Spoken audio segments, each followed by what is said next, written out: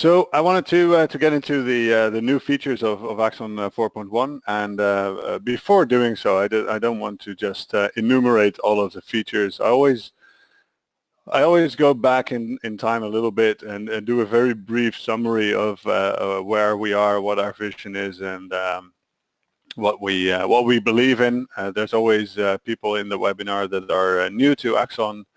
But it will only take a few minutes. So if you're not new to Axon and have heard this in every other webinar that you've already attended, don't worry. It will not. I will not waste too much of your time. As you may know, in Axon we believe that messaging between components is key to a successful microservices deployment. And even if you do not use microservices within an application, the same kind of messaging is very important to keep the components that compose this system decoupled and but still communicating well among each other. And using commands, events, and queries has proven to be a very successful way of doing so. Now, in many environments, the word event is used as another term for message. We believe very strongly that they are not the same thing. Message is a category of which event is one example, and command and queries are the other. Now, each of those messages follow different routing patterns, and both Axon Framework as well as Axon Server, that we'll discuss later, will implement these routing patterns in a way that allows you to efficiently route these messages without being too tied to any specific technology. And the thing that these messages gives us is location transparency. And I want to reiterate this because location transparency has different meanings in different contexts. In our context, it is location transparency means that two components are unaware of each other's location, but it's not only a component that sends a message that is unaware of the exact destination of that message, but is also that if a component sends two messages to a destination, it is not aware of the relative destination of these two messages compared to each other. Right? So it doesn't matter if a service at one point allows two commands to be handled by that service and you decide to split that service into two, nobody needs to know that some messages need to go to one and some other need to go to the other message. Now, if you do that, you have much more flexibility in how you divide a monolith into microservices later on, how you scale individual components of microservices, or even combine a monolithic version with independently deployed components as well. So you can have a monolith that runs everything, and during peak hours you can scale very specific components only next to that monolith, and that's a very powerful principle. Now, back in the let's say mid last year, the offering that we had was we had Axon Framework, and based on with Axon Framework, you could use all these open source messaging tools. Well, you still can, but this was until mid last year, more or less the only way you could really do it. And during the course of that year, we came out with some closed source products, Axon Hub and Axon DB, which took care of this, the messaging according to these principles, but for a larger scale, zero configuration, etc., etc.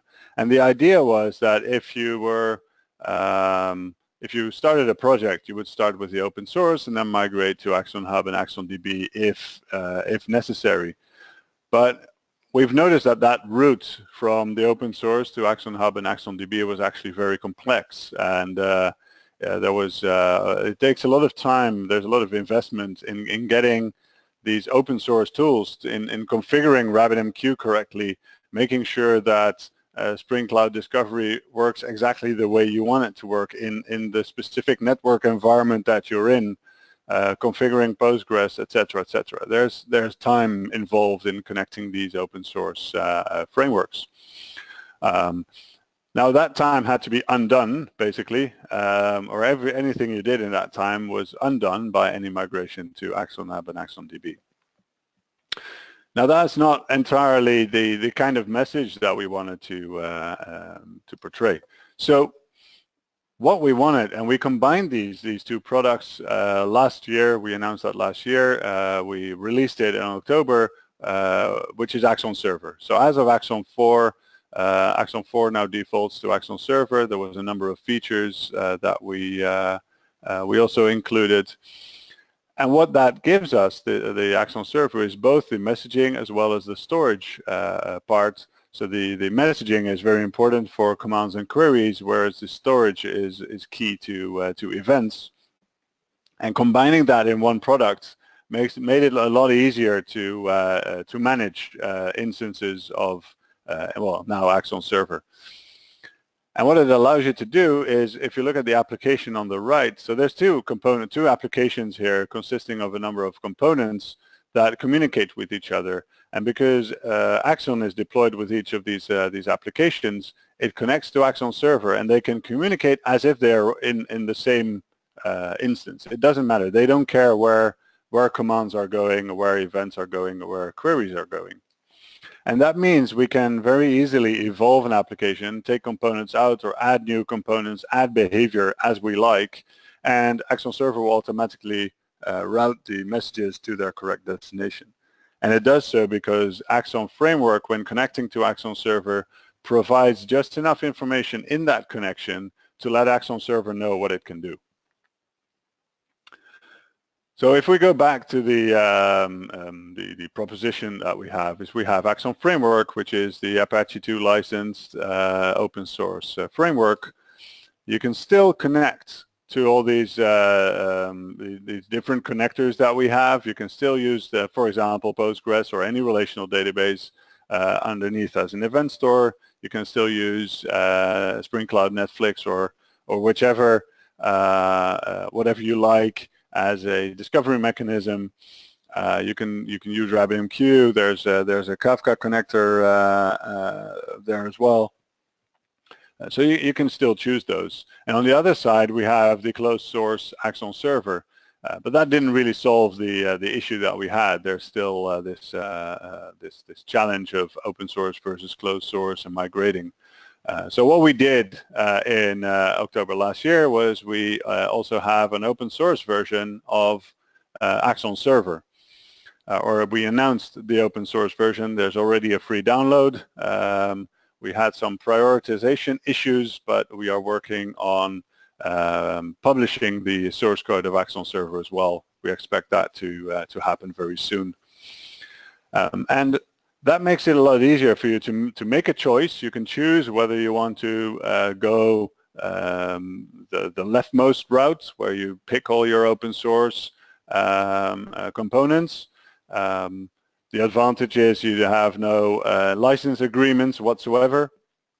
They're very well-known, publicly supported tools mostly.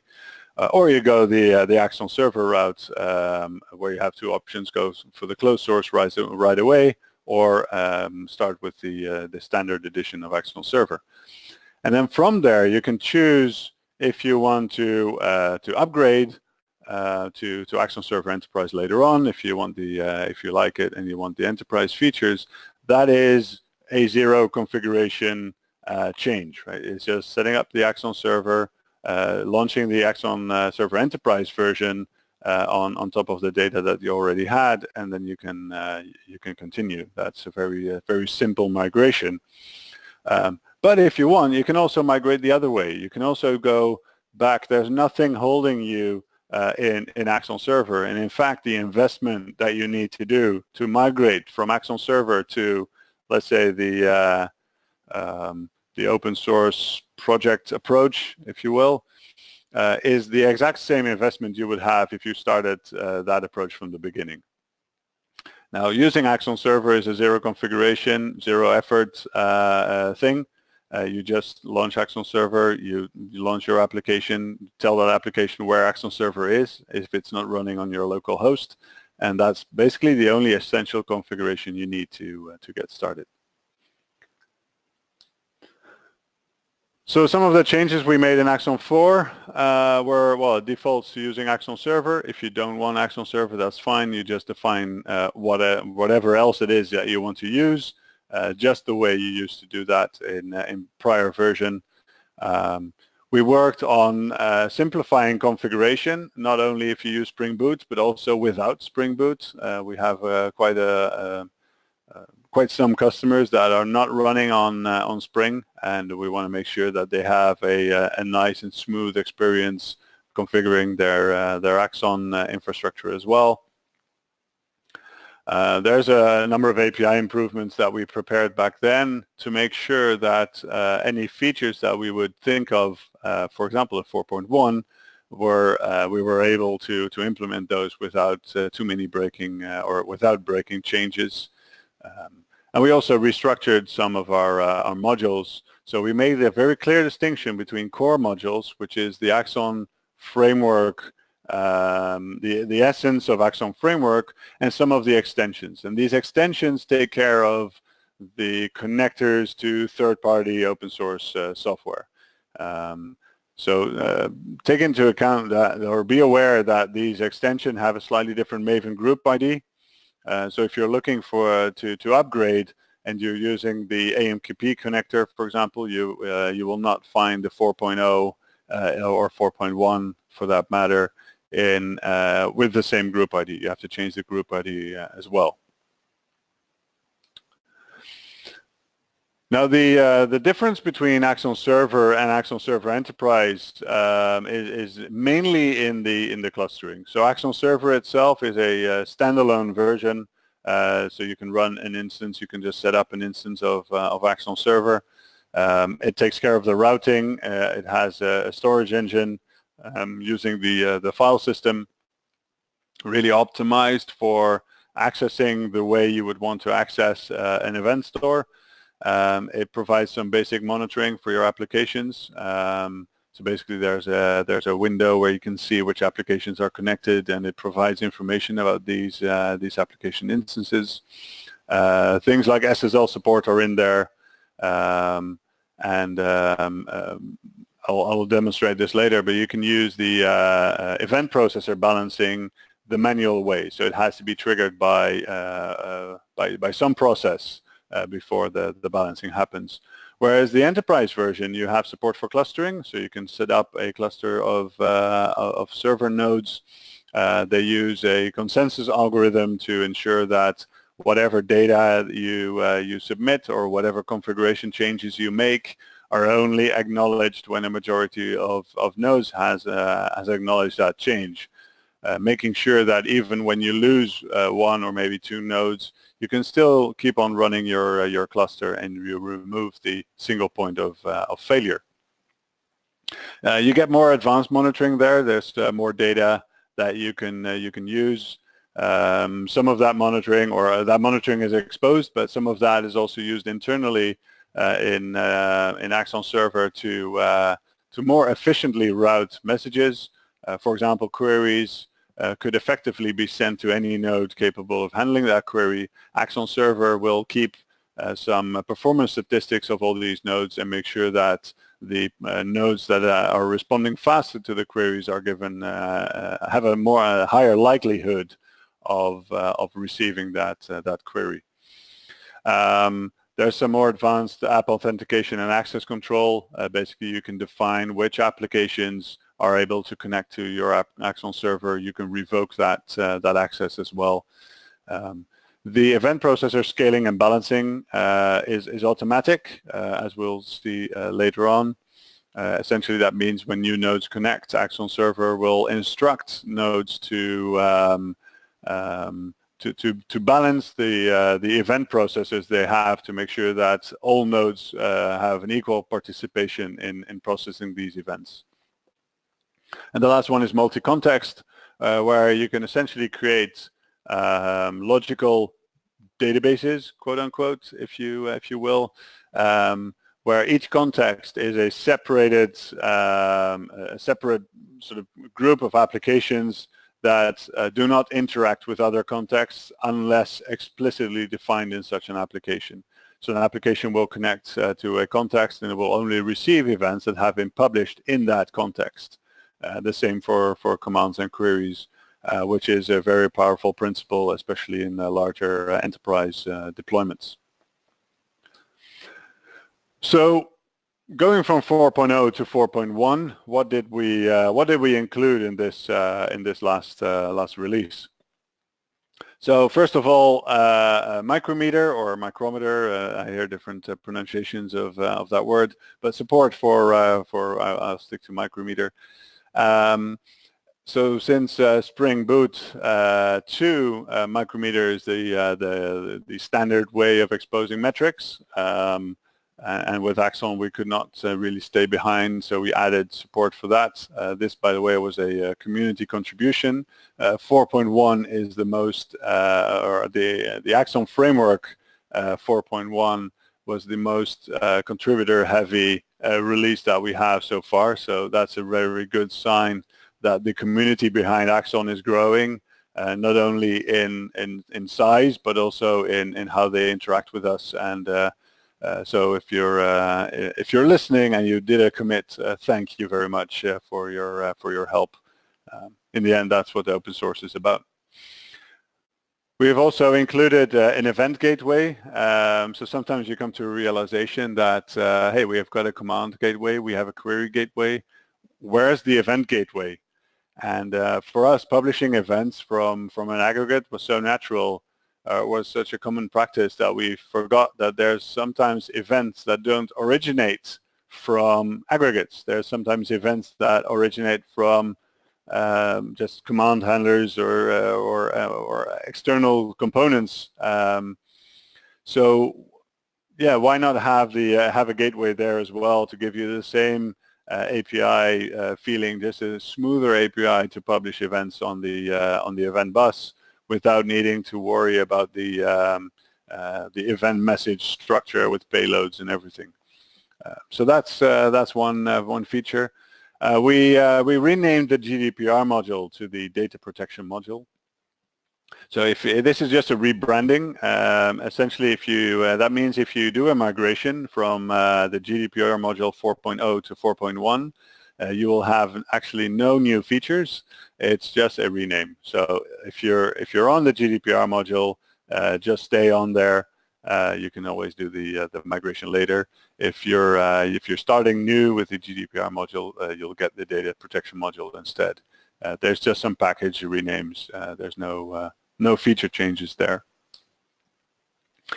And another thing we did is we had some requests, or we have some customers running larger enterprise Axon Server clusters. We improved the support for these larger clusters, so it's now easier to create a context and define on which servers you would like to run that context. So if you have a cluster of a number of nodes, it doesn't matter how large, you can create a context and just define which nodes should run, that context should run on. The previous mechanism used a consensus over the entire cluster, and right now we have a consensus per context, making it easier to operate these large-scale clusters. Now, there's also lots of minor API and usability improvements that we've done. I recommend going to GitHub if you're interested in all the small features. But to just mention some of them, so some of our users wanted to use the Axon Server command bus together with the high performance disruptor command bus, for example. That was unfortunately not possible, and we only realized that when we got these requests. So now you can configure, just like the distributed command bus in Axon Framework itself, you can now configure the local segment, is what we call it, with Axon Server command bus as well. So if you have a high-performance environment and you are restricted to event sourcing, then you can use the disruptor command bus for extra performance. There's some API improvements such as exposing a message source and tracking processor, which is very useful if you want to do ad hoc streaming of events somewhere and you want to get the message source that a specific processor is using, then that's easier. We improved exception reporting as well, so the way exceptions are reported from remote components, it's now easier to get access to the type of exception that was thrown on the other side. You do not get the full stack trace because stack traces are not designed to be serialized across instances, but you do get better information about the exception tree that happened on the other side. And then there's lots of minor issues. I'm not going over all of them. Now, the biggest thing, I saved that for last, is the dynamic split and merge of tracking processor segments. And now, for some of you, you probably have a feeling of, yay, we finally have this. And I'm pretty sure that some of you are like, okay, what's dynamic split and merge of tracking processor segments? What is a tracking processor? What is a segment? And why the hell should I care about dynamic split and merge of those things I don't understand anyway? So let's have a look at history and why this feature is such a big thing. In Axon 3.1, we introduced parallel event processing on tracking processors. So a tracking processor is a mechanism that manages its own threads, and on these threads, it receives or it pulls events in and starts processing them at its own pace. Now, in the very first implementation in 3.0, it was limited to a single thread because we needed to find and tune the way events were assigned to different threads, making sure that whatever expectation you have on ordering of events would be upheld, right? So with Axon 3.1, we could do that. You have a sequencing policy that allows you to define which events should be handled in sequence and which can be handled in parallel. And Axon will ensure that all events that need to be handled in sequence are handled by the same thread. Now, these threads do not need to run on the same machine. It doesn't matter where they run. They can run on any machine as long as they all have access to the shared token store. Right. The token store in this case is essential to coordinate the starting and stopping of threads and maintaining a log of their process. Now, in 4.0, what we added to that is the concept of balancing processors, and this is a feature that if you're on Axon Server, I will demonstrate that later. You were able to click a button on a tracking processor, in the tracking processor view, that would balance the threads. And what that would do is when you start an app instance, that the number of threads that you would have are balanced across. Sorry, if you have 4 segments, that these 4 segments are equally distributed over the app instances. So in this case, clicking that button would cause one of the 2 app instances there to relinquish one segment and have the other app instance that just started pick it up. Now, for some reason, the animations in this slide aren't working, but I should have some animations here. So imagine this is a perfectly balanced situation where we have 4 app instances, each using one of their 2 available threads to handle a segment. Now, a segment is something that identifies which events in the big event stream should be handled by the thread owning that segment. And even though you could balance it, it now means 50% of the threads in each app instance are now working on threads. Handling events. That is not the way you would expect this, right? This is not making the system more scalable. So what you want is each app instance being able to fully assign threads to all its available threads. So what we can now do in Axon 4.1, and this is the dynamic splitting part at runtime. So while the application is running, you can instruct one of these app instances to split one of its segments. And basically what it does is it split that segment in two, and then tries to claim one half, and maybe later on try to claim the other half. But the two segments are now available to be claimed by any other app instance. So, for example, the fourth instance right now can start its second thread, and that thread can now start processing segment 4.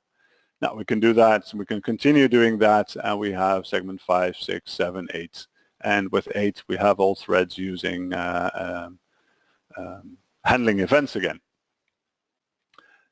Now that's all nice, but what happens when you scale down again? What happens if app instance 4 goes down? Now we have a big problem. Now we have unassigned segments, and this means that a certain portion of our events does not get handled. Well, that's probably not an issue because 2 of these app instances can now reclaim.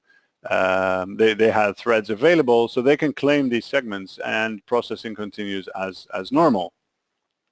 Let's take down another node. Well, then one app instance can claim segment 2, so that's fine.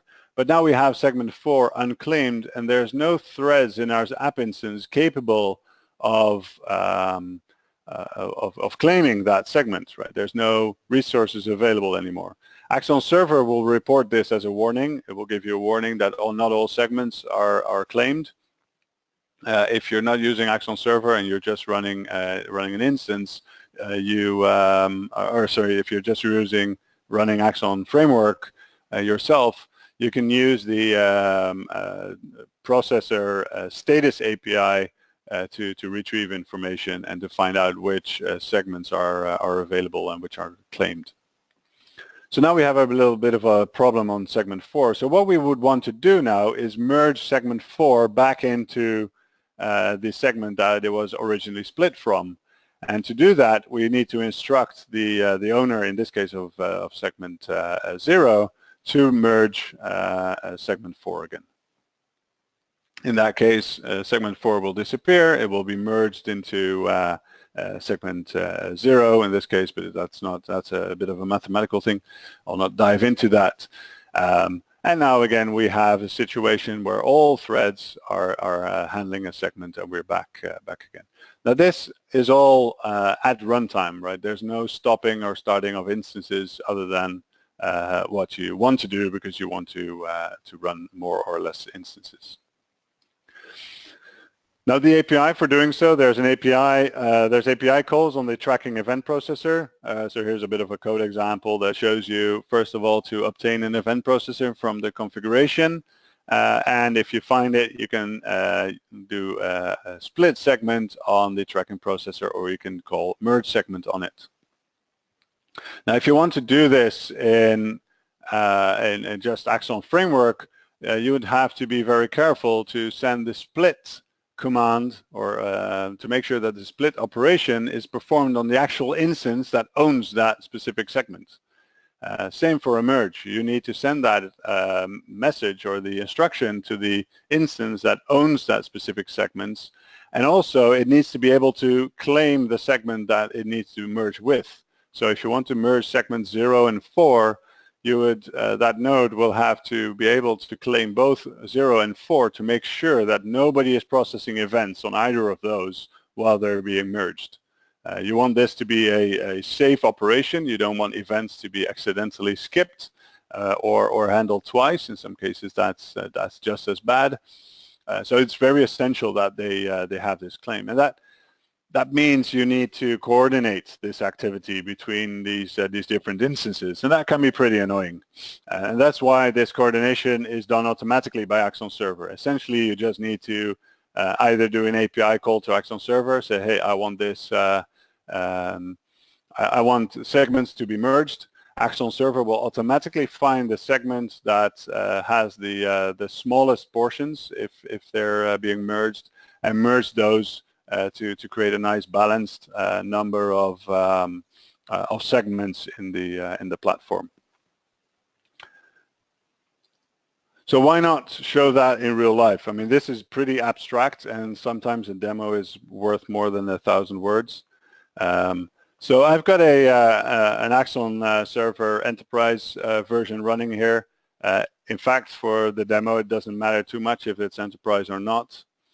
And we have a dashboard that shows that I have a single node of Axon Server running, well, it's running one context. So nothing special. I'm not using any really enterprise-specific features here. By the way, starting Axon Server is a matter of /Axon Server. This is the gift card demo application. This is the application you will also get when you download the all-in-one getting started package from our website. And what I can do now is I can run a version of this application. I'll just start it. Okay. Here we go.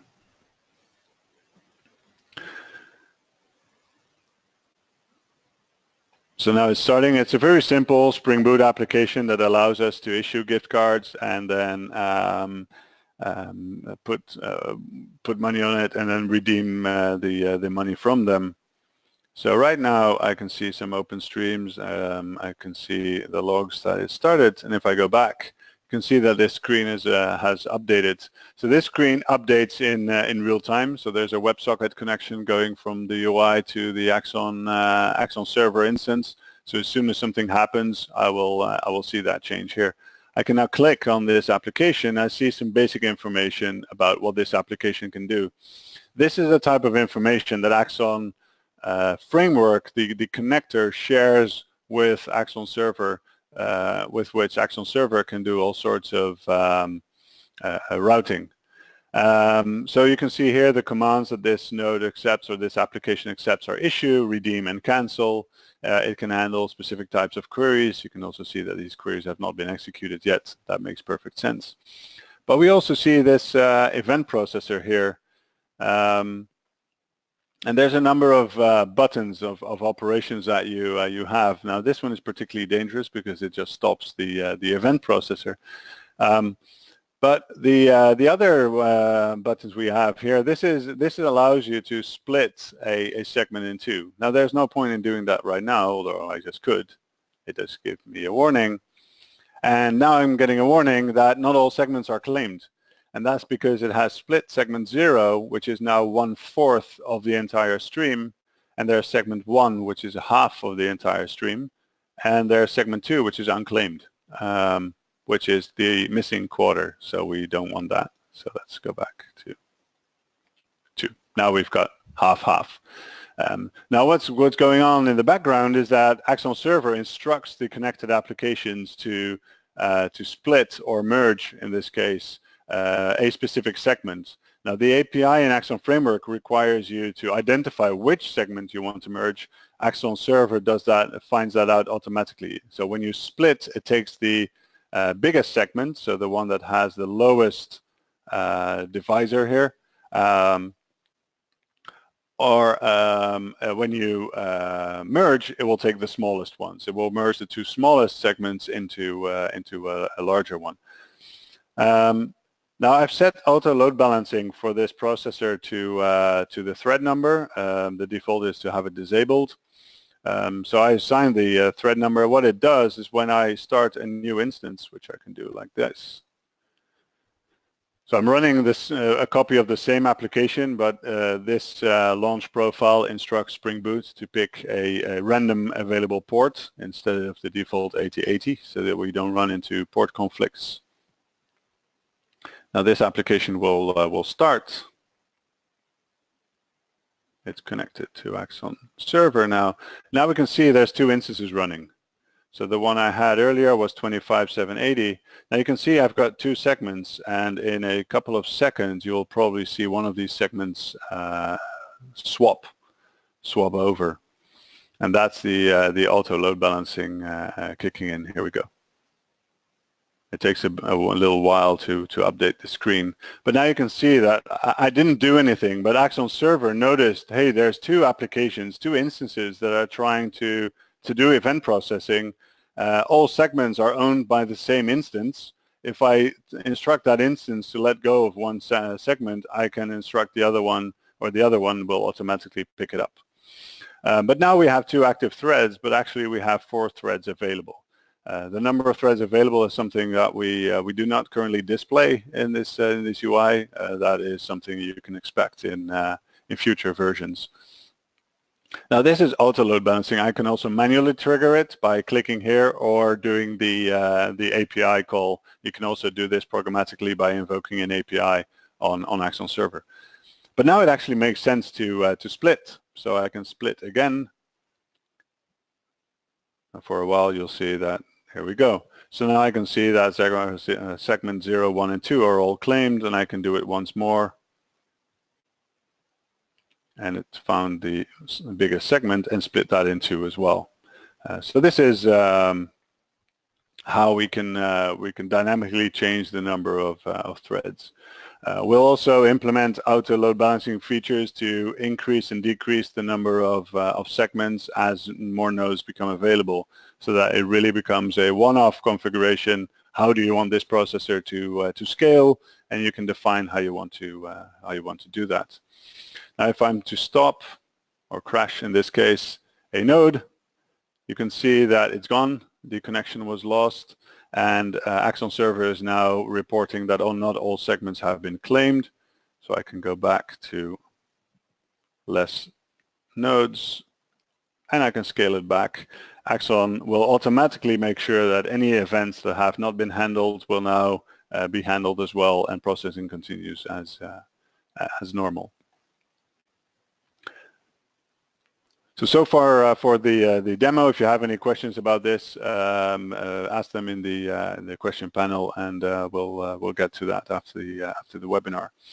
So if you're eager to get started yourself, there's different places where you can get different things. If you want Axon Framework, you can go to GitHub. You can download it from Maven Central, Gradle, or you can download it from Maven Central, either using Maven or Gradle, whichever you like.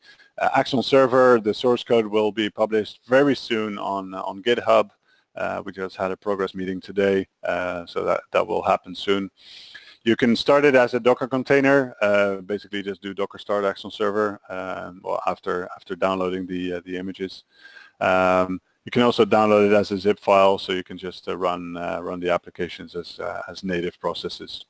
If you're interested in an Axon Server Enterprise, then contact us. The easiest way to get started is just to go to axoniq.io/download. It provides you different options to get started. You can also find the Maven coordinates there, but the full getting started downloads contains the sample application, the gift card application. So you can start the application with Axon Server and the gift card in a couple of seconds, and just get started easily. There's a little guide to guide you through that process. So every time we do this, hey, what's new in version X.Y, we also look a bit forward. Okay, where do we go from here? So there's a few things that we're working on at the moment. There's a few community reports of the shutdown process of Axon Framework being a bit harsh. So if you shut down your Spring application context, it will stop all processors and registrations well, immediately. That is not always how you want to do that. So we want to have an outside-in shutdown process where first external connections are not accepting new requests anymore. So Axon Server, for example, is told do not send any new commands to this instance because it's shutting down. But in the meantime, it can continue processing commands normally. Another feature is event stream optimization. So right now, every tracking processor receives all of the messages. We want to implement things like event type blacklisting, where if a certain event type is not of interest to a processor or to any of your event handlers that Axon Server is instructed to not stream those messages to that instance anymore for at least the duration of that connection, so that you spend your I/O on things that really matter. We are currently implementing location awareness of Axon Server nodes to make sure that every node in a cluster is aware of its location, and that you can connect applications to a specific to a node in a specific destination. For example, you can connect an application that runs in US East. You can tell it, I want to connect to an Axon Server node that also runs in US East. If that doesn't exist, US West is fine. If that doesn't exist, you can do Europe or any other metric that you would like. You can connect to high CPU nodes or high memory nodes, whatever you think is an important metric for connecting these nodes. This can also be very useful in optimization of messaging. We're working on a developer mode for Axon Server, which is basically a mode that enables certain features that you definitely do not want to use in production. The most obvious one is delete all data. Not a typical production feature, but on the developer machines it can be very useful. So instead of needing to reconfigure your container, or you can just run your Axon Server, just instruct it, okay, drop all data and start over, which is also very useful in integration tests, to start from a starting point where you know the exact situation. And the last one we're working on, we have already done some proof concepts on this, is to implement the Open Service Broker API, which allows us or allows you to expose an Axon Server instance or cluster as a service in either Cloud Foundry, whichever installation, or Kubernetes, or whichever paths that you use that supports the Open Service Broker API. The big ones already do, and I'm pretty sure that others are quickly following as well. That makes it very easy to use Axon Server from this. All you need to do is when you deploy an application, you bind it to service, and this Axon Server in that case will make sure that the application receives the correct credentials to connect to it, and to get started without much configuration. And then there's this one other conference that I want to give a bit of special attention to. So just today we published the schedule, the first draft of our schedule. It's almost complete. There's some invitations that are already out, and we're agreeing on the content. But on September 27th this year, we'll have our third conference. The two conferences that we had earlier were a great success. We got some really good feedback on those, and we are very sure that we will do a lot better, even better this year. So it's not your typical vendor conference. We want to emphasize, where our industry is leading, more than what we are doing exactly in that respect. So there's a few keynotes. Of course, I was granted a keynote as well at that conference, but we have Alberto Brandolini, and I'm very excited to have him over. He's a great guy to have at any conference. If you want a conference to become a party, you should have him. And he has a very interesting view on events, and how events are key to designing any type of system. Later in the morning, we'll have a couple of breakout sessions where you can choose whether you want to go for the more introductory talks, or want to go to the more advanced talks. So if you're already using Axon in your environment and want to hear about the large scale or the challenging environments, then you would have to go to Michael or Robin's talk. If you are more interested in, let's say, a smoother introduction, finding out what the potential is of using Axon in organizations, then you can go to either Mark van Andel or the speaker that Royal Flora Holland will send us. Let's hope they bring flowers. And then in the afternoon we have some hands-on session. You can go hands-on. Last year we had Russ Miles. We got so much good feedback on that session that we invited him again this year. So if you want to do some proper chaos engineering, then that would be a great workshop. If you've heard about event storming and haven't done anything with it, you should definitely go to Alberto's session. It will be life-changing, I can guarantee you that. And if you just want to get your hands dirty with whatever is new in Axon, then you can join me for a workshop as well. You can find more information on axonic.io/conference. Hope to see you there. That's it for the webinar so far. So let's go to Q&A.